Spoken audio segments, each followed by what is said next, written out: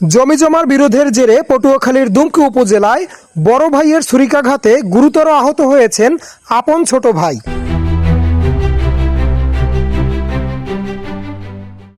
শুক্রবার বিকেলে উপজেলার শ্রীরামপুর ইউনিয়নের দক্ষিণ দুমকি গ্রামে এ ঘটনা ঘটে।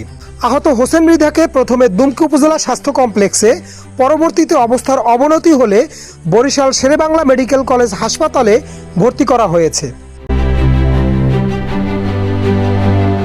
আমি এখানে ওই বাদাম করতে আসি, আবার আমার সাথে হোসেন বাদাম করতে আসি। এর মধ্যে নুর ইসলাম নামছে, নামের মধ্যে যায় আর কয় কি চেরাগালি খালি কে কোনো সেইরকম হইবে এই কইছে পরে ওই হোসেন আবার একটা লাঠি যায়, লাঠির লইয়া তার হয়েছে। এর মধ্যে হ্যাঁ বউ ঠ্যাং দিয়ে ধরছে, ঠ্যাং দিয়ে ধরে হুই পড়ছে। এর মধ্যে একটা বাউরি দিয়েছে গাড়ি দিয়ে হেয়ে একটু আস্তে আস্তে পড়ছে। নুর ইসলাম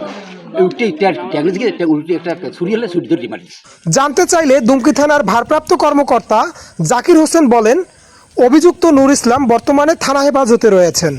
তার বিরুদ্ধে দুমকি থানায় একটি মামলা প্রক্রিয়াধীন। যাওয়ার পর ডাক্তার বলছে যে ওনার যে রক্তটা কেটে গেছে আর কি, সেজন্য অনেক রক্ত বেরোয়েছে।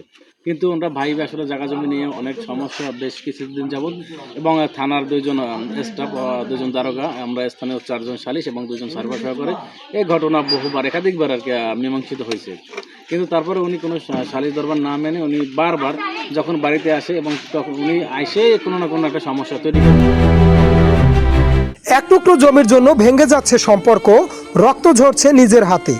এমন ঘটনার পুনরাবৃত্তি ঠেকাতে চাই সচেতনতা, সংযম এবং শান্তিপূর্ণ সমাধান। রক্তের সম্পর্ক ছিন্ন করে জমির হিসাব করতে গিয়ে যে সম্পর্কগুলোর অবসান ঘটে, দুমকির এই ঘটনাই যেন তারই নির্মম চিত্র। জমি নিয়ে বিরোধে পরিবারের এমন সহিংসতা যেন আর না ঘটে, এই প্রত্যাশা সমাজের সকলের।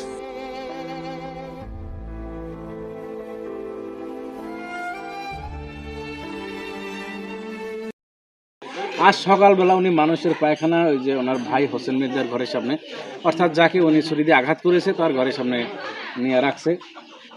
এই নিয়ে একটু তর্কের মতো আর কি সৃষ্টি হয়েছে।